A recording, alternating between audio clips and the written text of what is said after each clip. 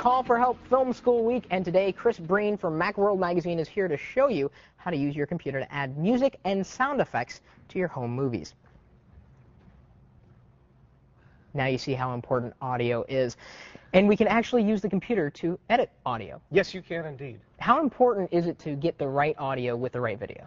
Well, okay, let's imagine that you're a new parent, you've made a video of your child's first steps, and you're going to send it off to your mother. So grandma's first look at baby.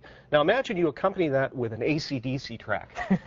It's, I mean, unless the kid is in leather diapers, it's not going to work. No, of course not. Right. So you want something so you want to match the mood. You want something that makes sense. If it's a heart-wrenching thing, you want some nice orchestral music with a little violin, little heartstring stuff. If you're filming your friends drag racing, yeah, that's when you pump up the AC/DC. Okay. So now what would we need to actually start editing on Windows? Okay, on Windows, first of all, you need a sound card. Okay. PC. Good idea to have a PC. Sure. And of course, you need your video card. So you want a sound card that can do audio capture, and any standard PC sound card is going to do that kind of thing. And what about software? Software, you can get some video applications include all this, all the sound stuff you need. Otherwise, you can get an audio-only application, do fine edits in that program like Cool Edit, for example. But some of them will do it all in a single application. And we've been using this application to edit our movies, and we've discovered that we don't like it. Not very much. No. But when we found an editing application that we use, what kind of sounds are we going to need to import into the movie? Right. Well, for this specific movie, when you bring sound in, you're going to want background music of some kind. Okay. And also, some movies will benefit from having sound effects in them. Some don't. I mean, like, when the baby in the diaper falls over, maybe it's comical to go bonk, but maybe not. What kind of a format does the audio need to be in? On a PC, generally use waves. Okay, what about a Mac? AIFF.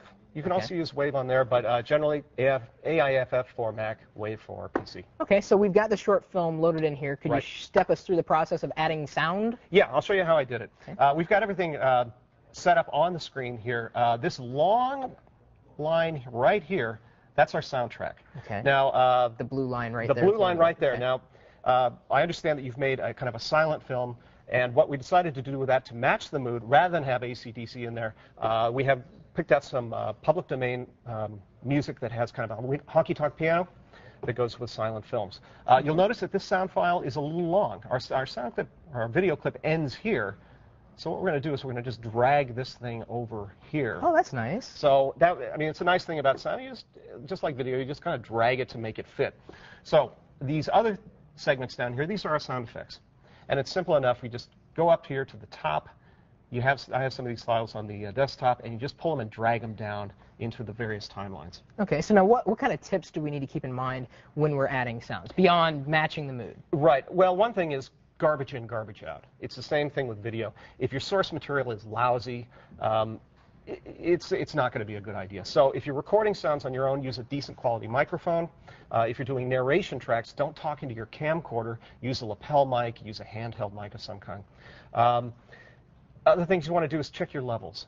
If the level's too high, it's going to be distorted. If it's too low, you can use your audio editing application to increase that volume, but you may introduce noise, so that's not a good thing. So if you're going to do narration, it's wiser to do it after you've shot the video. Absolutely. If you're trying to narrate while you're doing it, well, first of all, you're going to stumble and go, it's nice to have a script. If you can read from a script, it will sound a little unnatural until you practice it for a while, and also the sound quality is going to be better into a better quality mic. All right. Now, this is the piece of software that we've used here. What are the video editing applications for the Macintosh? Since this is for Windows, just curious. Oh, well, there's one that's included with the Macintosh, and that's called iMovie. Okay. Very simple thing to use. If you want to go high-end, and that's around $1,000, that's Final Cut Pro. There's also Adobe's Premiere. Okay. Could you show us how to fade audio so that it's not... You bet. Well, in this particular program, this is very intuitive, and this is one thing I like about this. They have a little handle here. And you just go up here, and you kind of crank it over, and you can see visually that there's a little line right here that defines a ramp. So it ramps down. Oh, right? Okay. So it ramps down or ramps up to indicate whether it's fading up or fading down. And fades are really important because, well, if you watch television, if you watch the movies, you'll notice that when you come into a scene from black and fade up, the music fades up as well. If it comes in and it's really abrupt, it can be shocking. Okay. And that's an okay thing for certain kind of film. But if you want to create the proper mood, you fade up and fade down. So can we watch and listen to what you did now? Well, let's see what we did. You want to see it in the official done mode? Okay. The done mode. Okay, We've done everything. We're going to switch over here. All right. And then, let's see, press play. We'll press play right here.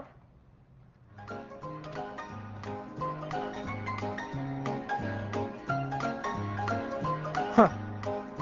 That's very fitting. I don't know. We found him on the street eating a banana, and we decided to film him. Right, there's one of the sound effects. That's wonderful. Yeah, this is actually myself and Dan, our producer. It seems to be dropping frames, but I think we have a better quality video we'll be putting on our website for everyone to watch.